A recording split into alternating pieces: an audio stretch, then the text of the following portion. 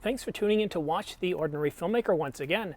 I've got some really big news. Well, it's really big news if you happen to own the Canon R5 and you're primarily a video shooter, because Canon has released firmware update 1.4 for the Canon EOS R5, and it's heavily video focused. I was just talking to the mayor, and the mayor said, yeah, I'm not in a rush to do this because, well, I'm a photographer and there isn't a whole lot here for the ordinary photographer. And that's true.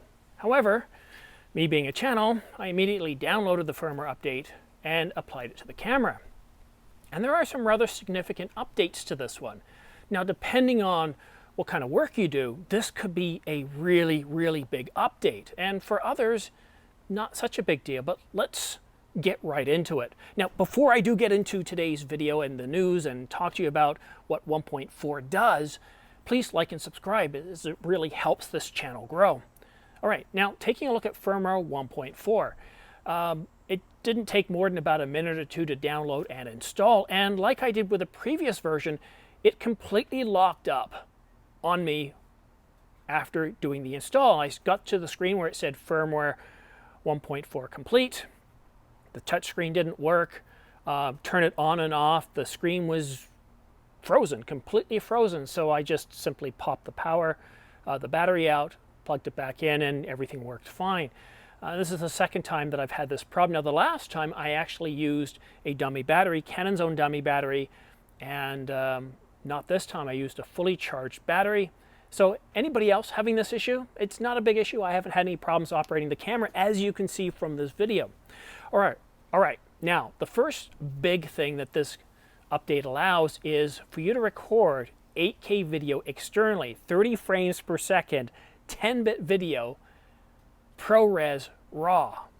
Now, you do need Ninja's new Ninja 5 Plus, and that'll allow you to record, and this is just incredible, to be able to take 8K RAW 10-bit 422 externally into the Ninja 5 and record 8K in Apple ProRes. I pretty much record everything in ProRes, so I've got the regular Ninja 5 right here, and it's recording in 4K 30, 10-bit 422 as well, and it's in ProRes. Now, to convert to ProRes doesn't take a huge amount of time, but it can add certainly 10 minutes or so to a video of this size. But 8K video, converting that to ProRes takes an awful long time. So just the amount of time that you're not spent transcoding is a huge benefit to this update. So obviously you do need a Ninja 5 Plus right now. It's the only device out there that will allow you to record 8K externally. Wow, it's pretty impressive. 10-bit 422, 30 frames per second, 24 and 25 as well. It's pretty powerful. I would actually like to get my hands on this. Now, right now, the computer that I have, the M1 MacBook Air, just isn't optimized to be able to, well, I shouldn't say edit. I can edit no problem 8K video on my M1 MacBook Air, but when it comes to exporting, it takes a truly long time. So that amount of time, I'm not really willing to edit in 8K because, you know, I think I recorded anywhere from a 3 to 5 minute video, and it took about an hour and a half to 3 hours to export, and that's a huge amount of time compared to when I'm doing 4K video, 4K HQ. I'm generally looking at whatever the time is in minutes. So let's say I've got a video and it's about 20 minutes long. I can usually export that in something like 16 minutes. So that's pretty impressive. So 8K externally.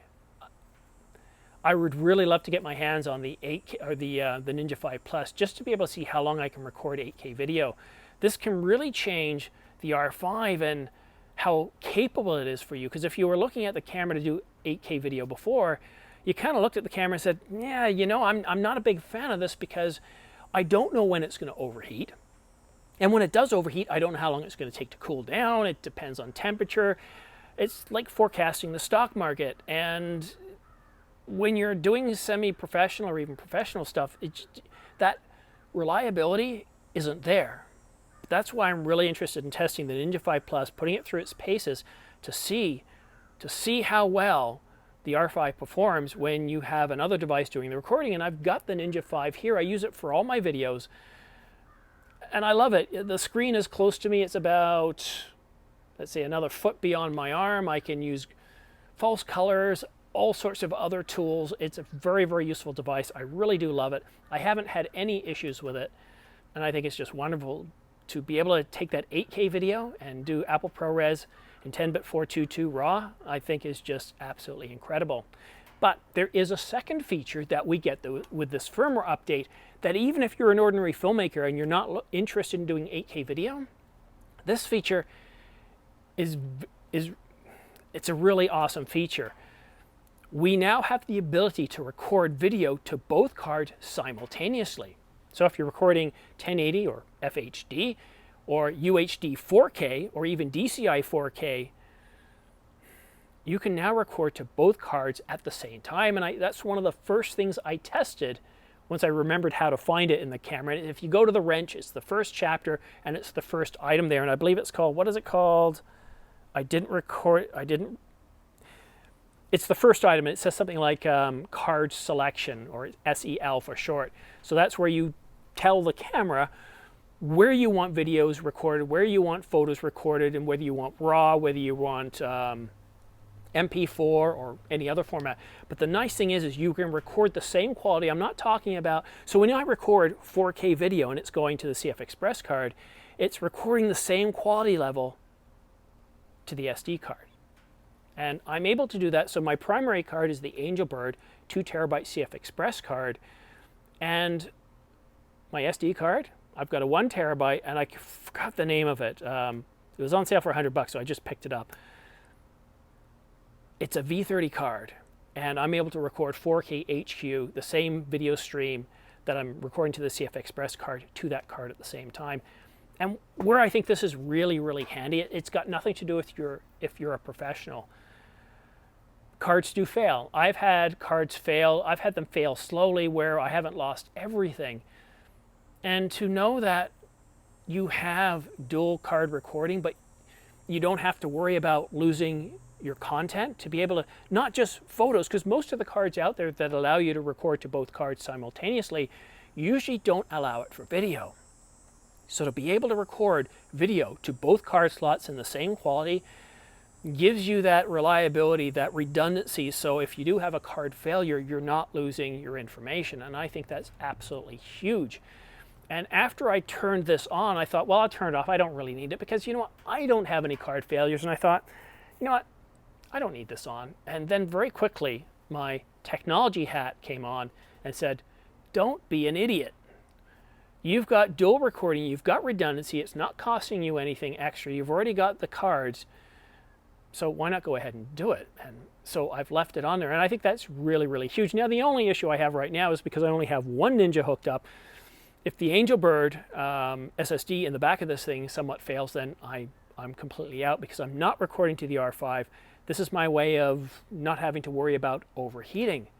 So being able to record video to both cards at the same time in the same video quality is amazing. Now, there are some caveats. And it says here, if you're recording RAW movies or RAW Light, movies cannot be recorded simultaneously to card 1 and 2. And I believe there is an option when you're recording 8K RAW. You can record to the second card slot, but it's a proxy file. It's a lesser quality. You're not getting that same level of quality. So really good features there. Now, we do have some other updates and fixes. The update does provide support for VPG. Is it VPG? Yeah, VPG 400, and that's the CF Express 2.0 standard.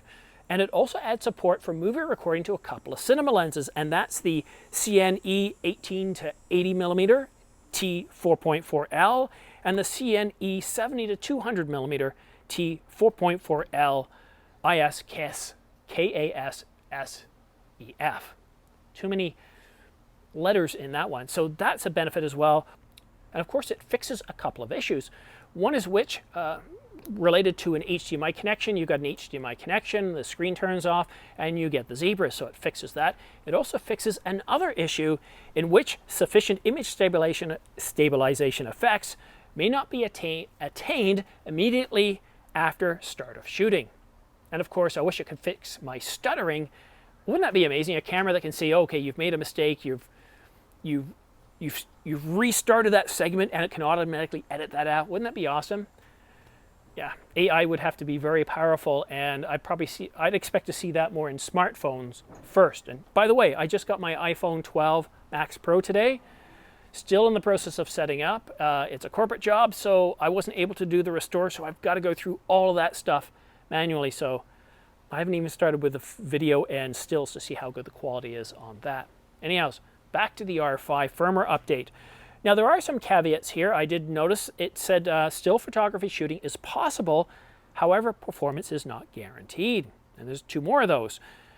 Movie shooting in the vertical position is possible. Again, performance isn't guaranteed. And lastly, external power supply is required for AF operation during servo zoom operation. When there's no external power supply, AF operation is activated only when zoom servo is not in use. There's a few other updates as well, including improves the interoperability of lenses such as the RF 400mm and the RF 600mm. They're the latest couple of lenses, and I believe that's it. So it's a rather big update if you have the R5, and of course if you're a video shooter. I'm not going to be doing 8K video for a while, at least not until I get my new laptop, or maybe I won't be getting a laptop, maybe I'll be getting an all-in-one. And I'm definitely going to be going after Apple's M1 architecture. I'm completely staggered as to how good the M1 MacBook Air 8GB, 7-core, like base model. The only thing I upgraded was the SSD to 512 gigs. It's a family computer. It wasn't meant to be doing my video. But all these videos that I produce for YouTube, it does it so easily. Prior to the M1, prior to this MacBook Air, I would have said to edit 4K video, you're looking at spending at least $2,000 on a machine that can do it. And that's $2,000 US dollars. Canadian, you're looking at least $3,000. But honestly, and if you have any questions on this, post them in the comment section down below. But the M1 MacBook Air that I've been using since April or March, just absolutely incredible. It has better performance than my iMac Pro, which was 4 times the price. The only place where I found that computer to be better than the M1 MacBook Pro was editing 8K videos. Well, not so much on the editing again, but in the export, it was considerably quicker. But for everything else, if you're not doing 8K video, this is a great machine. But I do need more memory. I do need more processing power because I do want to edit 8K videos. So I'm waiting to see what the MacBook Pro 16 is going to be like. But specifically, I'm waiting to see what their all-in-one, the 30-inch screen, 27, 32, whatever size it's going to be. I like having a full-size screen. When it comes to editing, when it comes to doing the color grading and looking at the detail, that larger screen really makes a difference. I know, I can get an external monitor, but you know what? I want everything all in one. I want things simplified. I want a clean desktop. Well, as clean as you can. I probably usually have at least 6 SSDs hooked up to pull video off of, so there is that. But yeah, it's an incredible device. But this firmware update is really, really terrific in the 8K. And of course, you know, you have that redundancy in video recording, and I think that's the other big thing. And even if you're, Mr. Mayor, if you're watching, even if you're primarily a stills guy and you do the odd video, go ahead and have video record to both cards. I'll just caution you on one thing. If you're shooting with 64 or 128 gig cards or even 256 gig cards, maybe you might want to turn this off, but I really do recommend upgrading it. Like I said, I bought a 1 terabyte. It's a well-known name. For whatever reason, I can't remember the name of it. And I picked it up for a sale at B&H. Every now and then B&H has these incredible sales on storage, and it was a 1 terabyte V30 card, and incredible bargain. But, you know, being able to record video to both card slots as well as photos, it's huge. I have the CF Express card to take raw photos, and then I have JPEG going to the SD card. Or do I have them going to both? I think that's the way it's set up. And no, it isn't. So I have both RAW and JPEG going to both cards, and then I have video going to both cards. So if you have any technical failures whatsoever, it's huge. And the first time you have a card fail, and you might only have it happen a couple of times in your life, but the first time it fails, especially if you're on vacation and you've lost some really good shots, you'll be mad at yourself, because why on earth wouldn't you have gone ahead and just enable that capability? So if you need more storage, go ahead and get more storage. because it's truly amazing capability. I want to go a little bit behind the scenes. There were opportunities to publish other videos today, and there was some news coming out. Canon Rumors talked about it. It was for the XF305, I believe. It was a 4K UHD camcorder, and I didn't do it. And the main reason I didn't cover it, it wasn't one of the central cameras that you guys are looking for, so I didn't feel the rush to cover it. And it wasn't a truly exciting camera. Yes, it did 4K, it didn't do 6K or 8K, and it's a camcorder, it's a bigger unit, and I just thought, you know, based on, I know my audience and what you guys watch on a regular basis, the type of equipment you have, I just didn't see the need to rush into that, and I'm just waiting for it to come up here. Oh, one thing was the Tascam XLR audio attachment, which I thought was really amazing. And I used Tascam as my lav. This is not wireless. I don't like wireless. I get a lot of vendors reaching out to me saying, hey, will you test our wireless lav mics? And I just said, no, I don't like them. This is so simple. And it's cheap. Records everything right into this unit here. It has a whole bunch of filters and settings on here, so when I take it into post, I really don't have anything to do other than maybe just adjust the amplitude or add a bit more bass. So I really like these. So yes, so you got the Tascam XLR audio adapter for Canon mirrorless cameras and camcorders, and Canon also extended the 8K broadcast lenses, and of course we get the two new cameras, where I think I just scrolled past it. I did.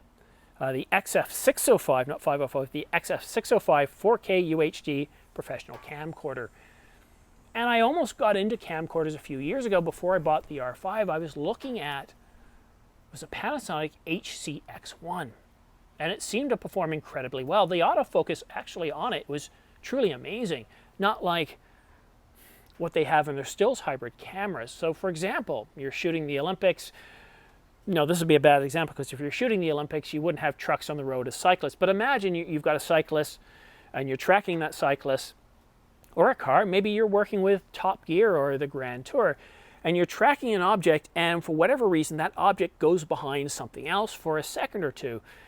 And the Panasonic HCX1 would know what you're tracking, know it's being hidden by something, would kind of hold that focus point. So as soon as the distraction went away, was cleared up, it would still be focused on the subject you were tracking. And I thought that was really, really amazing. I thought it was really, really terrific technology.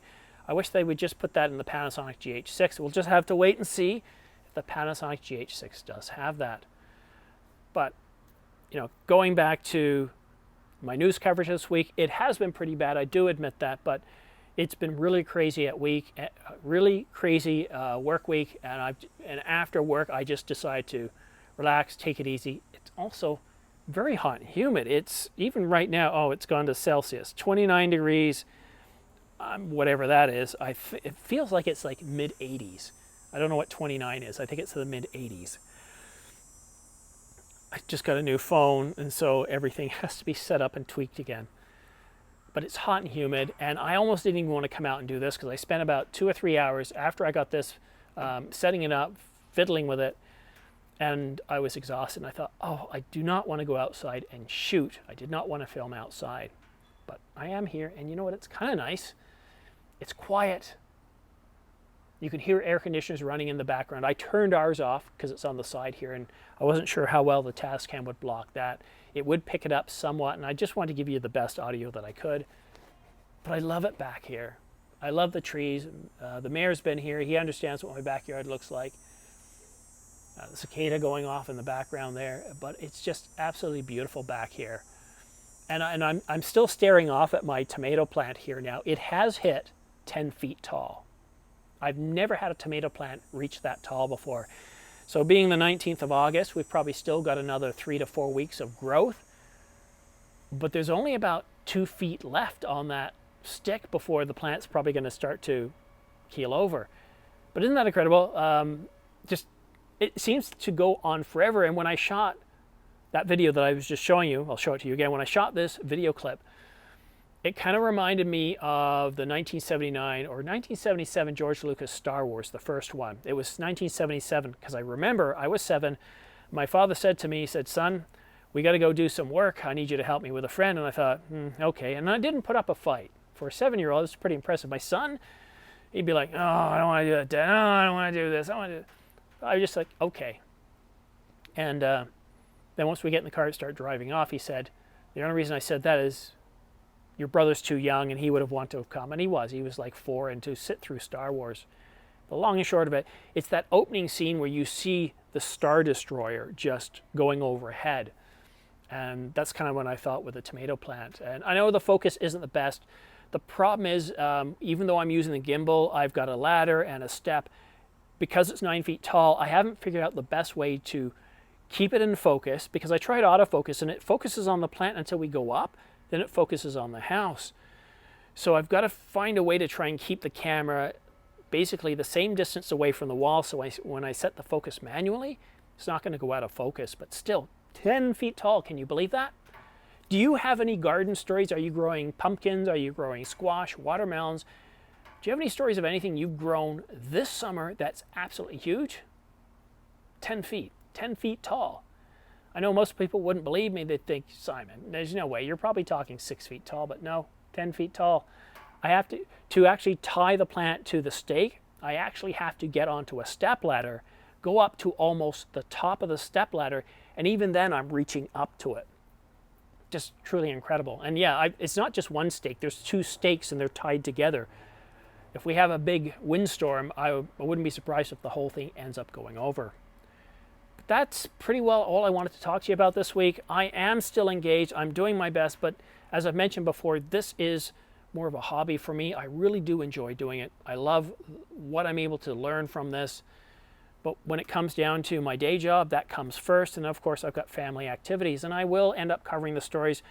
It's funny because last night too, I heard about the Ninja, and I was really expecting the firmware update to come in last night, and it didn't. So it came in today. Otherwise, I would have had it out yesterday. You can't always take care of everything, but I do have a few new items coming in for review. I have a UPS truck that said, well, it's supposed to be delivered today, but it looks like it's tomorrow. And it could be one of 2 things. I have a new light coming, which will offer more power than the ring lights that I have here. Well, that's a ring light, and that's a flat panel. And I'm also getting the gimbal 2. No, sorry, the Weeble 2. I'm looking forward to that too. I use the Crane 2S all the time. I think it's great. I think it's built like a truck. It can actually hold 2 R5 cameras. I think it can take a payload of around 12 pounds, 10 to 12 pounds, which is truly incredible. The Weeble S, it's a little bit smaller. It's actually got an LCD right near where the handle is, so when you're moving things, you can always see. And that's the one problem I have with the R5 and the gimbal, is when I was doing the tomato plant, for example, I'd angle the LCD and it would work until I got it up here, and then I couldn't see it because of the tilt, or vice versa. So that's really, really awesome. It's also lightweight. It's a little bit smaller, and I think it would be really perfect for vlogging. So hopefully I can get a 16mm lens with autofocus shortly. Hopefully Canon releases something like that, but if they do, I don't think it's going to be for a couple of years at least. So it's some of those third-party lens manufacturers like Mike or Yongno, that's it. My memory's terrible.